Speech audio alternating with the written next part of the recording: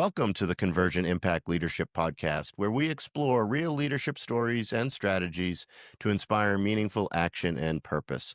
Whether you're a seasoned leader or just starting out, this podcast is here to help you lead with intent, build trust, and strengthen relationships in your organization. I'm Eric Savickas, bringing over 30 years of leadership experience from my time as a retired U.S. Army officer, university instructor, and currently as a leadership coach working with the fire service. Today, we're joined by Fire Chief Brad White of Fire Protection District Number 1 in Grand County, Colorado. Chief White has been in the chief seat since April 2019 after starting his journey with Grand Fire in 2014 as Assistant Chief of Operations and Training. But his fire service roots go back even earlier to 2001 when he began as a volunteer firefighter with the Hot Sulphur Springs Partial Fire Protection District. And over the years, he's led station builds, guided ballot initiatives, and helped grow volunteer engagement at the local level. He's also been a driving force behind Wildfire Resilience, serving as a board chair of the Grand County Wildfire Council. Most recently, Brad stepped into the statewide leadership role as president of the executive board of the Colorado State Fire Chiefs Association. His leadership spans from the Mountain Firehouse to statewide impact, and today we're digging into his story and the topic of leading with intent. So let's jump right in. Brad, it is awesome to have you here today. Well, thanks for having me. It's great. So, Brad, you started as a volunteer firefighter in rural Grand County before rising through the ranks to where you are now as chief. What moments, leadership moments, or people along the way helped shape that early phase of your career to how you lead today? I think in a small agency that many of us start in, there's all sorts of opportunities for leadership moments. There's plenty of situations where people can just step up and help out, and over time, those become moments where people are watching to you for guidance and things like that. As far as mentors, I think one of the big moments for me over at Hot Sulphur was that they let the chief go a few years after I started, and the assistant chief showed up at my door. George Davis was his name, Chief Davis.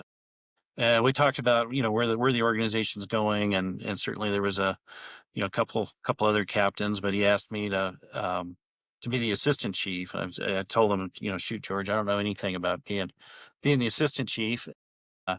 He said, well, that's all right. I don't know anything about being the chief, so we're going to figure it out together. And so I think that mindset has helped me a lot over my career, that we don't have to have all the answers so long as we've got some vision and some goal and commit to it. And, I remember, he and I met frequently over the years, like weekly in his office at his construction business because he's volunteer as well. And, I remember sitting there one morning and he just announced that, hey, I really think we need to go for this ballot initiative and increase our revenues so that we can do these things. And after talking a little bit, kind of ask him, okay, well, what do you know about deadlines and stuff? When do we need to get all that together? And he said, oh, I talked to the county clerk yesterday, and she said if we got everything to her by tomorrow, we should be good. I'm like, oh, well, I think we got to get an attorney and write a ballot question and things like that. But it worked out well, and we got it done. And again, I think there's a lot of things over the years that, situations like that kind of given me the confidence that we don't have the plan 100%, but what is it? I think the Marines say, if you got 80% of a plan, you got a plan. Let's move forward. And, so that's been good for me. I was smiling when you were talking about that plan there, because if you wait until the last minute, it only takes a minute, but that's obviously not the It's not not always the the best plan. desired approach. But I was also thinking that, and I had this conversation with a deputy chief the other day, that it's very fulfilling sometimes to have that deputy chief or assistant chief role, because behind the scenes, you're pulling all the pieces together. So the chief wants what the chief wants when the chief wants it. And as a deputy or as assistant chief, you're figuring out, do I need to spur on the horses more, or do I need to pull back on the reins a little bit more? As far as the chief's concerned, everything's happening all the time, but a good deputy is making sure, like doing that coordination, and is like the conductor for the orchestra behind the scenes. Was that a fulfilling job for you? Yeah, I think for most people, an assistant or a deputy chief, Yeah, kind of what you're alluding to. You get all the benefits of successes and all the learning benefits of the failures without really having to take all the heat in the public for something that maybe doesn't go quite so right or whatever. And so it's a great opportunity to learn and spread your wings a little bit and see what works and doesn't work. And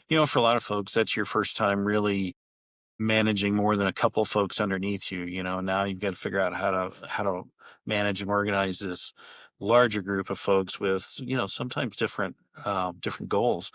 And so yeah, it was great for me. And I did, I believe, 5 years as a assistant chief under George over there, and then when I came to Grand Fire, I did another 5 years as the ops and training chief here, and which was essentially a deputy chief role. And same thing, a lot of growth in those times, and gives you the confidence to take on that little bigger role. And also gives you a chance, I think, to help build that vision for the agency and where are we headed, and you're not only able to buy into it, but you're really to help build that and communicate that and work with the captains and lieutenants, the other command staff to really figure out where we need to go and build that vision and put it in place.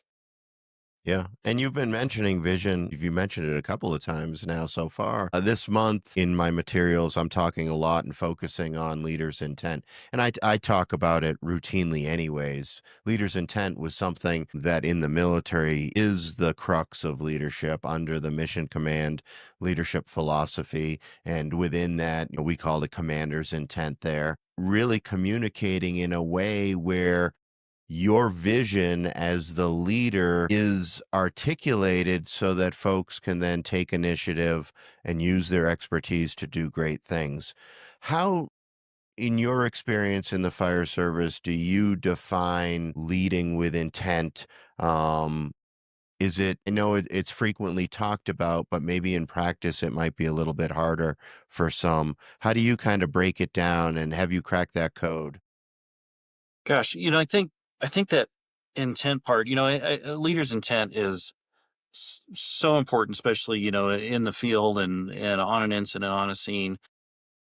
But as you scale that up to organizational intent, um, to me, you can have all the best intentions and all the vision in the world, but it's that commitment to me is the intent. Okay, we've got this vision, we're committing to it, and it doesn't matter if it's going to take 6 months to get this done or 6 years. We're committed, and that's this is our intent. This is where we're headed. And those bigger projects, it evolves over time a little bit on when you're speaking organizationally. But yeah, I mean, to me, that's the intent part is the commitment part, and it's communicating that commitment you have to those visions to your folks. And hopefully, they've had input into that vision and they're ready to accept that intent forward with you.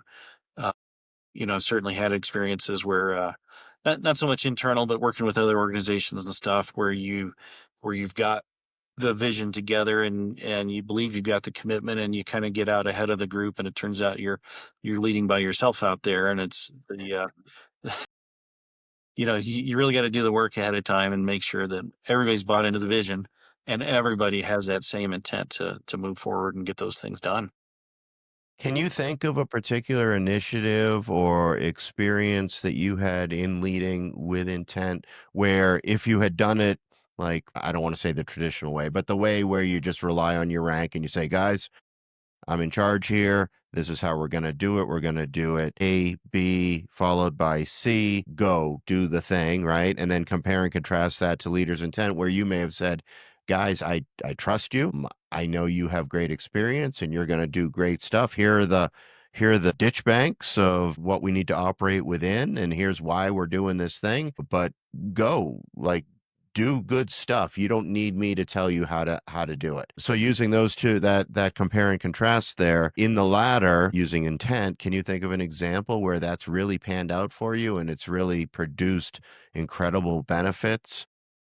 Well, yeah, I mean, we try to run our organization that way. We put a lot of stock into what our officers think need to happen in the organization and try to build that common vision and move forward. And I'll give you the opposite example, I guess. And this isn't super recent, but 2020 was a tough year for a lot of us, right? And I was at the house chatting with my wife one Saturday, and I got a call from the county emergency manager in March of 2020, and I'm sure you can see this coming. But they asked if I had some time that afternoon to meet at the EOC, the Emergency Operations Center, and chat on this COVID thing a little bit. And I said, sure. And I got there, and the public health director's there, and the county manager's there, and the emergency manager's there, and there's a whole group. And long story short, they asked me to kind of step up and lead the county's response to COVID. Again, kind of out of my wheelhouse. I spent a lot of time doing meetings with the other, we do a local emergency planning committee meeting, and listening to public health and the healthcare groups talk about,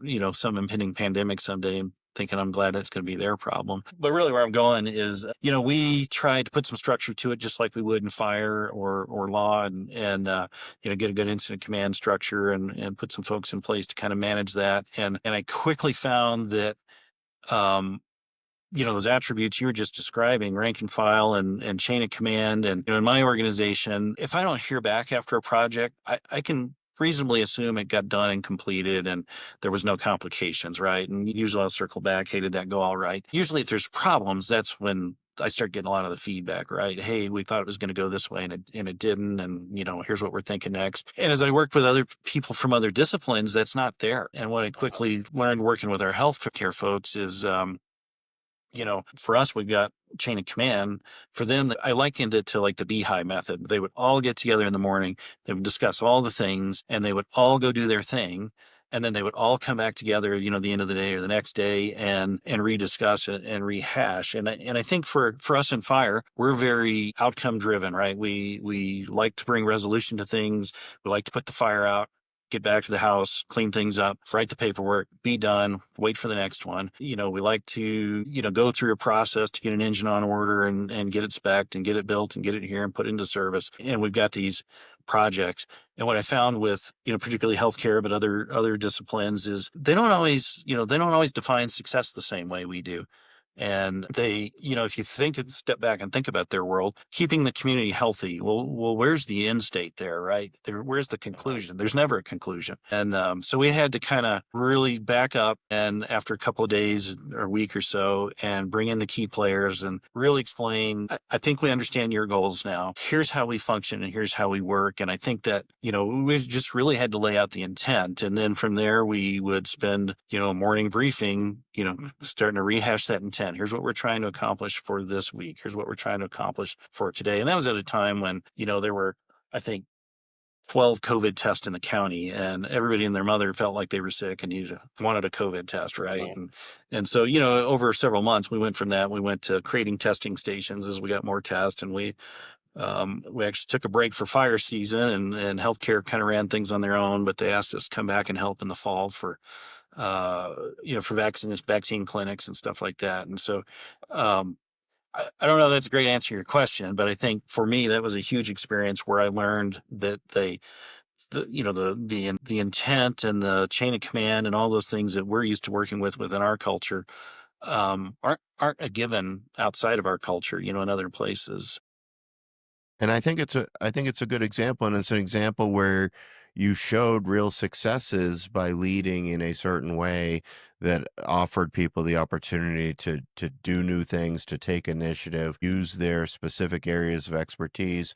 But you still, if you were coordinating the action, you were still overall in charge of that thing. So you didn't lose anything by leading with intent. You gained so many benefits. So I think even within the fire service, though you mentioned that we're probably pretty good in a lot of ways, I think even within the fire service, we talk about it a lot. We recognize, maybe at least on paper, that there's clear benefits to doing it this way by describing the why and describing the desired outcome and maybe giving them a couple of key parameters, but then letting them take the initiative and use their expertise. But why, I guess I'm curious, in your mind, even though we see the benefit to it and really good leaders use it daily, not just on the fire ground, not just in other big situations, but just everyday things, why do people struggle with it so much, do you think? Right? Like, why is somebody going to say, in the back of my mind, I know I'm going to get really good results here, but still I'm going to tell them something like, you don't need to know the why, you just need to execute, which I heard in the military all the time, right? And we tell our kids that too, right? We tell our kids when they ask us why, instead of taking the time to explain it and what we're trying to achieve, and I know it's not an equal parallel, but sometimes we'll say stuff like, you don't need to know, you just need to do it. And that gets such limited results. So why do we have such a hard time with it, Brad? That's a great question, and I really I have a hard time answering that. I think that, people get in a hurry. I think sometimes, we've got leaders that aren't very far along in their leadership journey, and they feel like part of that next step for them is they get brought into something new and they're not allowed to share it, or they don't want to share it. Knowledge is power. And if we put ourselves in our own box and don't share Uh-huh. the knowledge, then we don't have to share the power. And so, I think many of us in our careers had moments where we're like, "Hey, I just need it to happen, and I don't have to explain it to you." And I don't think that's a Sure. very good reason, and, most of us get past that, but I also think there's times where it's just, I don't have time to explain it to you, and I'm happy Sure. Yeah. And there are those later in the times. afternoon when we do have time, but yeah, it's I don't know. I think to work with the same group of people and have long-term trust, they have to understand the why. And again, we've already kind of said it. I think they've got to have a stakehold in the where we're trying to get to, the end state. Yeah. Yeah, and we'll get good results if we keep pushing in that direction. Yeah. But you're right. There are plenty of times, especially on the fire ground, where we don't have time to describe all the ins and outs of the thing and the reason why and what the desired outcome. Like if I need you to throw a ladder, I need you to throw a ladder, right? And we get that, and I think we respond to that well on the fire ground as well. We know that that's the role, but the intent side, leading with intent back in the firehouse, instead of just saying, "Go wash the rig," or "Go do this training task." Those are the places we can make a lot of money in leading with intent because those firefighters know in that situation there is theoretically time to lead in a way or be told what the purpose of something is and what we're trying to achieve here, get the results that we're looking for. Yeah. You get firefighters out on the bay floor and, hey, go wash the truck. Well, they understand the truck's got to be clean. It's got to be washed and kept up on, right? But when you back up a step or two and say, look, this is a public facility. The public could come in at any time. We may give them a tour, or there might be guests that we want to come show where the investments are and what's going on. And we want it to look professional and we want it to look clean. Well, suddenly they're vested in keeping that truck clean, not just today, but all week, all Yeah. month long, and all year long. Yeah, I think that's good.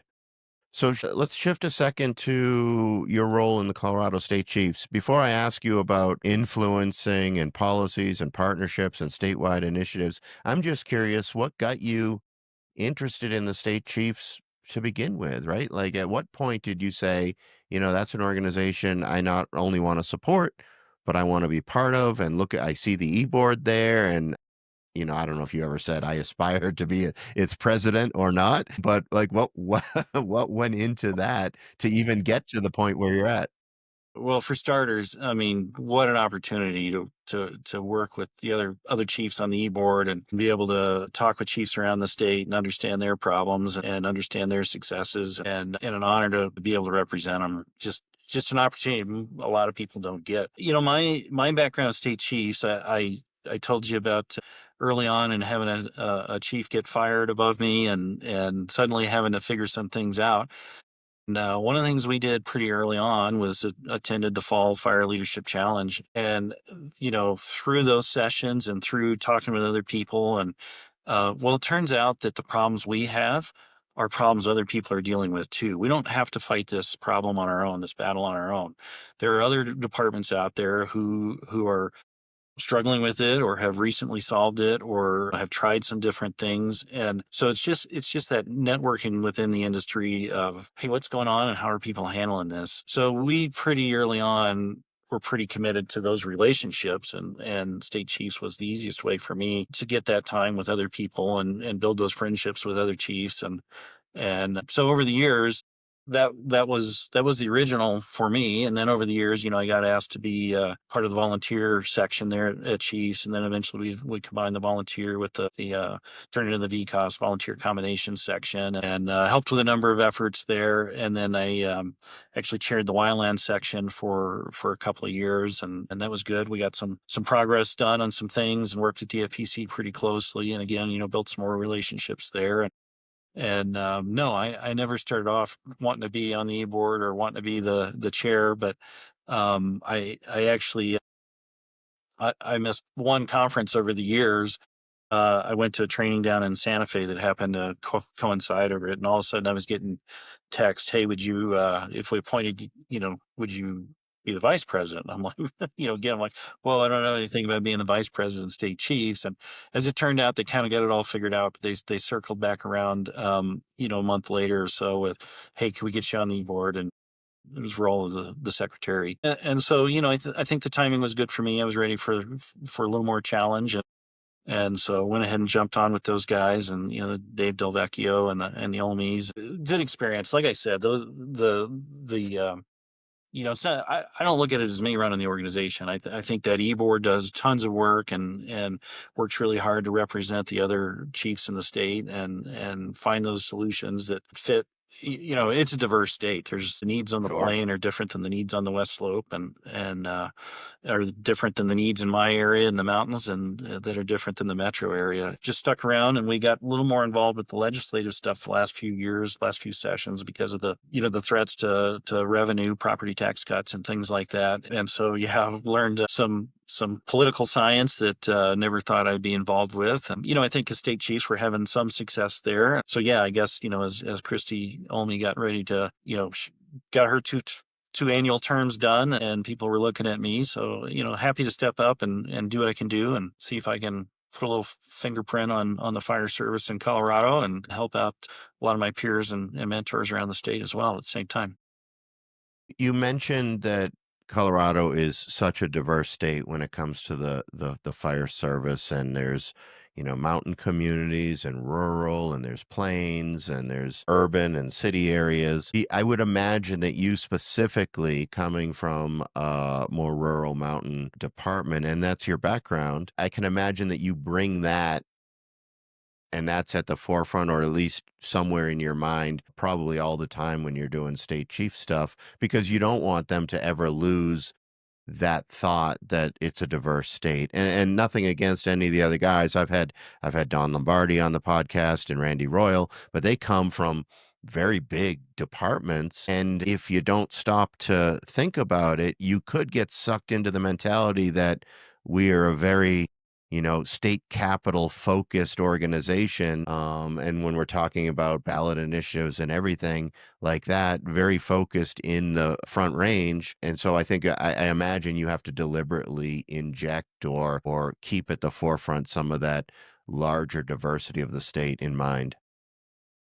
Yeah, it's, I could be wrong. I can't think of another state that probably has this diversity, maybe a couple of the other Western states, but it's, I mean, you kind of hit it on the head. Obviously, I bring my experience to the table. And while I try not to make that the issue, that's just naturally where I sort of start. But again, we've got, Randy Royal, Colorado Springs is not a small department, there. And he and I talk, frequently. Now we got Jeremy Young up at Frederick Firestone, and Leaf Sackett out at Colorado River.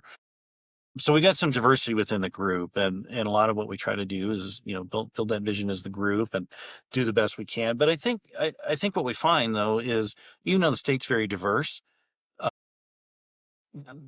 the problems we face fall under the same buckets. What that problem looks like in those agencies is different, right? Mm. Recruitment in the plains is a problem, and to them that is, there's nobody to step in behind us and take on, come be a volunteer and lead this organization someday. Versus recruitment, in the metro area is, hey, we still aren't at the staffing level that we said we would be 10 years ago because of this recession, and our firefighters are getting run ragged, and we're seeing mental health issues and things like that because of it. And so, again, it's recruitment and retention, it's funding, it's all the stuff that's pretty consistent around the state. It just looks different for each region. And I think, the West Slope, it's, oil and gas was here and invested a bunch, and now that money's gone, right? But the people are still here. So how do we support our communities with these bigger areas and bigger population than we used to have, and half the funding we had? Um, so it's I don't know. I just approach it, and I have a lot of conversations, and we got a new executive director. Ken Watkins used to be the fire chief, just retired in Grand Junction. Of course, Gary Breeze was here, and what a mentor to have there. But Ken and I and a couple of board members have been sitting in on some meetings around the state here. That we sat in with the Plains chief and chiefs and the mountain area folks, and recently the Pikes Peak area chiefs. And so we need to spend some time with some folks on the west side. But again, I hear the same things. It's just all the things that go into recruitment are different in those different regions. So I think the way I approach it is, look, we got some things we can work on, and we got to fight for a diverse set of tools that can be used more diversely around the state. Is there a top issue currently on your mind with the state Well, chiefs? I think obviously these last few years it's been sustainable funding for the fire service um, as the state has spun the little dials on property taxation. However, I think that topic is it's broadening, right? We're about to see, sounds like a lot of people are going to lose Medicare, right? And so what's that look for everybody providing EMS service? Healthcare coalitions going away, right? FEMA and a lot of their programs going away. For us mountain area chiefs that do a lot of work in the wildland arena and fuels and mitigation, the budgets coming out of Congress are eliminating a lot of funding to the state forest agencies and stuff, and that's going to have trickle down onto the things we do. There's a lot of crossover. And then, Speaking of, sorry, but, we lost some traction this last session with the state's budget issues. And so, things like the Behavioral Health Trust and stuff like that, we got to find a way to keep those things funded moving forward. okay, all good, worthy subject. When I'm out talking to different departments, they'd like some more paramedics. So if you can send some paramedics their way, they would like that. Work on it. You mentioned wildland is obviously being a concern. 5 years ago, the East Troublesome Fire up in your area, one of the most destructive wildfires in Colorado history. What are some things that are lessons learned that you took away from that you're thinking about now, 5 years later? Yeah. I often tell people that week was the longest month of my life. It's interesting. We've had East Troublesome, obviously Boulder County and Marshall Fire. I mean, really anymore, you sit in a meeting and who's had a large fire in their community. And it used to be, there were 3 fires in the state we used to point to, right? High Park and Hyman and whatever else. Now everybody's had a large fire, if not in their community, near their community, that really woke them up. I think for me, the East Troublesome, I often get asked, what's happened since then? What have you changed? What's different? And for me, I think we identified this problem years before. And back when I was an assistant chief, we started in Grand County, the Grand County Training Officers Group. And one of our first initiatives was, hey, fire seems to be changing, and we've got to get all these volunteers in the county, basic wildland training, basic wildland certification. So, in a 130-190 class and some saw time and stuff like that. And so, we've had efforts like that. We've had efforts, change the equipment we're buying. And whereas we used to have, one Type 6 engine, now we've got a couple Type 6s and a couple Type 3s, and we're changing up what we're doing on tenders as far as, suppression response. And so it's been an evolution. And, East Troublesome came, before we were ready for it. In fact, who's ever ready for it?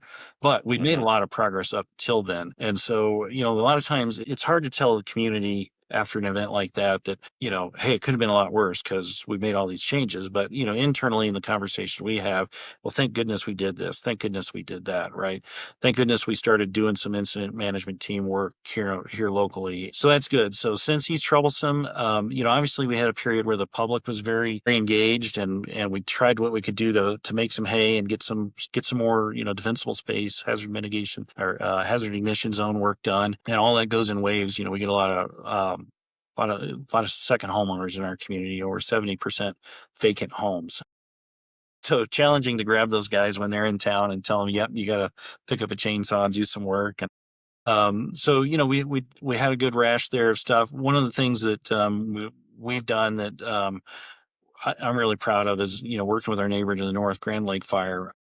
We both have been running wildland programs for a while, but as small agencies, it's tough to have 4 additional people for the summer and still get an engine out and get those guys that experience of working on fires in other states or other parts of the state, but still getting some work done at home. And it's just not enough staff. And for agencies our size, I can't go hire 12 people for the summer at this point. But working with Grand Lake Fire between us, we're now up to 4 full-timers that are just focused on the wildland program, and then another 8 seasonals, and they're doing projects. We've always got at least 1 crew in town, if not 2, and a crew out on a fire somewhere when we can. And sometimes, if we've got rain and stuff like we have the last few summers, then we might put 2 engines out on the road and keep 1 crew home doing, not just mitigation work, but meeting with the homeowners associations and doing hazard, assessments of people's property and working with communities on becoming firewise. So we're making huge progress there. Will it matter if we have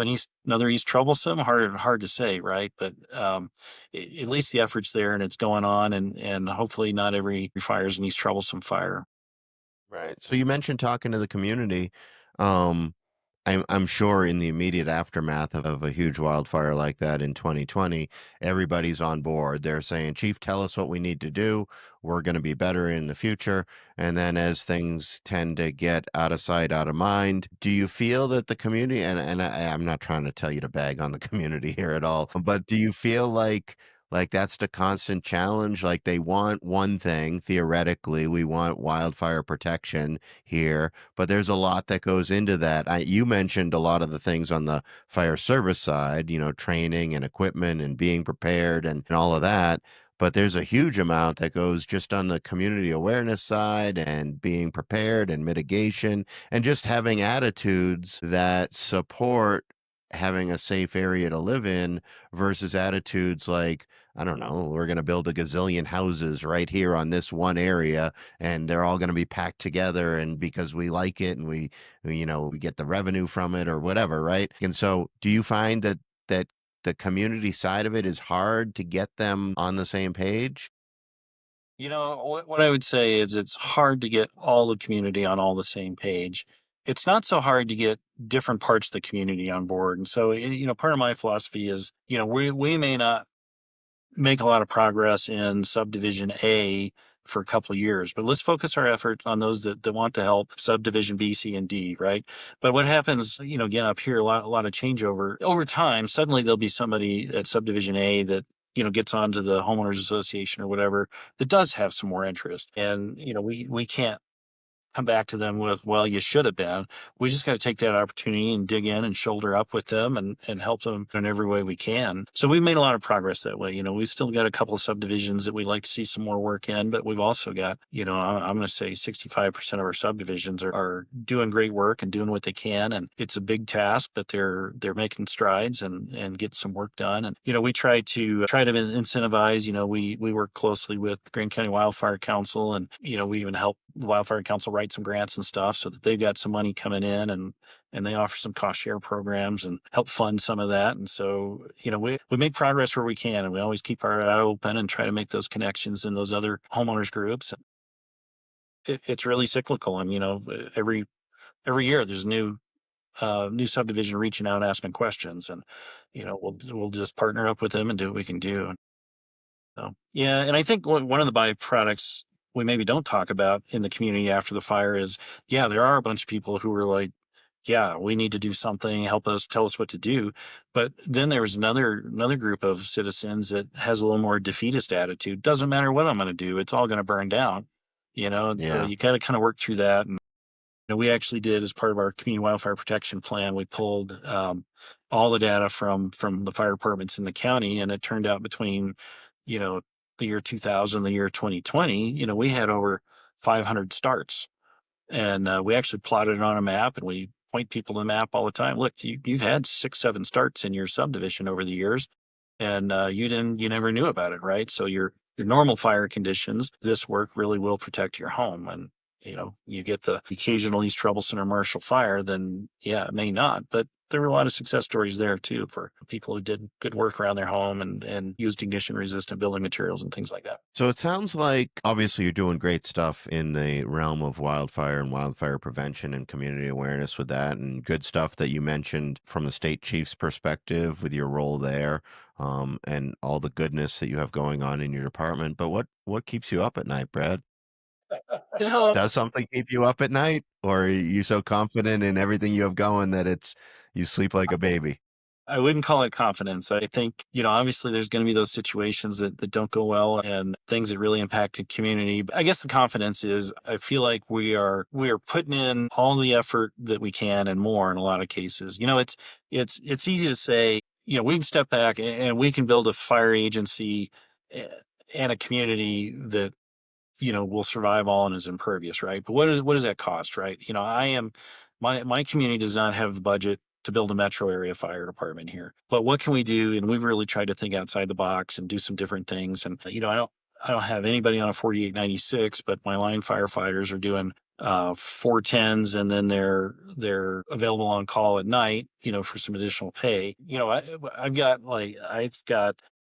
I'd have to count them, but probably 6 or 7 different staffing models within the organization. And all of it is in an effort to focus on something different, right? The training staff's doing one thing, the wildland staff's staffing a little different. And so I guess to your question, since East Troublesome, not much keeps me up at night.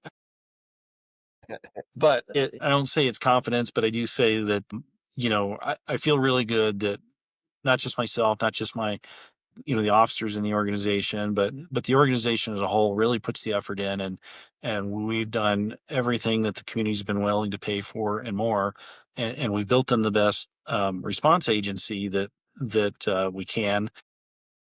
But I think we've also leveraged partnerships and really done some work. And whether it's working with Wildfire Council or working with Grand Lake Fire on a wildland program, we're working right now, starting to kind of combine some hazmat response and build a little bit of a countywide hazmat team for those bigger things. And a couple of years ago, we created a rescue authority for doing water rescue. And so we got 3 fire departments, and the county sheriff and the county EMS agency are all partners on this. And we're buying some high dollar equipment, and we've got a high dollar boat on order right now and we've got a lot of, for being in the mountains, we've got 7 significantly sized lakes and a lot of stream here. And we used to have a drowning incident, every 3 or 4 years. And now it feels like the last few summers we're on the lake 5 or 6 times a summer, Wow. doing rescues and helping people out. And unfortunately, some of those are still fatalities, and difficult for an organization my size to really staff up and equip up to handle that. But working together with our partners, we can build something a little better. And again, I look at it as giving the community the service they deserve for the budget they can afford. So that's how I sleep at night, I guess, is knowing that we're There you go. working as That's hard all as we good can. stuff. So let's finish by bringing it home back to leadership, back to, one of the things that we do as leaders is develop folks and bring them along and train them and make sure they're ready. If you were going to have a conversation with one of the junior firefighters in your department or junior medics, and you were going to give them the benefits of, hey, you really need to think about putting in for promotion and advancing, you'd make a great leader yourself. And if that firefighter responded to you and said, Chief, number one, chiefs don't do any of the work around here, right? And I say that jokingly as a cultural thing, just like in the military, right? The officers don't get their hands dirty, blah, blah, blah, all that stuff. But like, what if that's the perception, but yet the simultaneous to that perception is But even though you don't get your hands dirty, you're stressed out all the time. You got all this concern. You got to deal with the public, and you got to deal with the county leadership and town leadership, and you got to make the hard decisions. You got to do. Why is it? What if that firefighter said, "Chief, it's not worth it to be a leader. There's so much stuff and stress that goes with it, and I just wanna, be a firefighter on the line." What would you say to that person who's clearly got some skills and the ability to potentially be a great leader? One of the other sides of being the chief is you get to hear how everybody would change the organization, right? And so oftentimes I'm able to tell that person, I'm like, well, I understand that, but in our last three conversations, you've asked for five different changes. And the best way to make sure those changes happen is to step up and be part of the team that does the strategic planning, that creates the vision and enacts it. And, easy enough to say, I don't want the responsibility, but if you're not willing to take on the responsibility, should you really be the one there complaining that things aren't changing the way you want? Yeah. And I often tell, my officers too, advice to them is, you know, let's not waste time fixing things that aren't broken or putting a lot of effort into keeping. So I think that you could probably say to him, "Hey, I'm going to raffle off my chief seat here for a day. You be the fire chief, and you see how easy it is." Yeah, I actually offer every once in a while when somebody tells me about all the work they got to do. I'm like, tell you what, I will go clean the truck, but you have a 10 o'clock meeting with the town manager or whatever. They're like, whoa, hang on, no, not doing that. But Do you think though, I was just gonna say that I do think that, jokes aside, that it is good to have those conversations with our folks to let them know that while leadership is an increased burden, we all recognize that. It's not easy, it's hard, there's additional responsibility, additional stress, and all the stuff that comes with it, that it is also fulfilling. And that's why people get passionate about it. And so if you identify those people that are really good, those conversations, like you mentioned having, I think are awesome. yeah, I'm sure this will be no surprise to you. I think I'm probably not the only fire chief that sometimes ends up at my desk late at night trying to catch up on all the things I was supposed to get done. One of my favorite, I don't know if I want to call it leadership moment or learning moments. I'll occasionally get line level firefighter, somebody new to the organization, or somebody's been here a couple of years, pop their head in the door, and you can tell they want to talk, but they don't want to bother you. And yeah, come on in, sit down, let's talk. And a lot of times their questions do revolve around exactly that. Chief, I see you here. You don't ride the engine much. You don't do this. You don't. You're not doing any of the fun stuff. And I pretty much am able to just chat with them and tell them, yeah, when I signed up to be on the fire department, it was about spraying water and driving trucks and doing important work. And what I've learned over the years is, you've got to build a system that supports that. If we don't have our budget in order, if the board's not excited about the work we're doing, if the community and the homeowners associations aren't excited to work with you, then we're going to be limited on what we can do and what we can accomplish. And I think it's always fun to watch them start connecting the dots that, things like budgets affect their work. The work we want to accomplish out on the bay floor has to get written into a budget and get sold to not just your board of directors, but to the community members too. So I think there's, to your point, people early in their career don't understand, and why would you ever want to be a chief? And I certainly was probably that way too. But it's a really unique job, I think, and you get to do anything from line firefight to really plot some long term 5 and 10 year direction for the organization. Yep. Well, Chief, I appreciate you taking the time to join us today and share your thoughts, your leadership from being a boots on the ground volunteer firefighter to what I'm going to call now a boots on the ground statewide association president demonstrates what it means to lead with purpose and vision. Our listeners will take away powerful lessons from your ability to communicate, intentional team building, community focused action, and all the rest of the great things that you mentioned today. For our listeners, if you found this episode valuable, please share it with your team or anyone who might benefit from these leadership takeaways. Don't forget to subscribe to the Convergent Impact Leadership Podcast and leave a review on your favorite platform. And for more leadership resources or tools, visit convergentimpact.com. Until next time, lead well, take care of your people, and keep setting the example.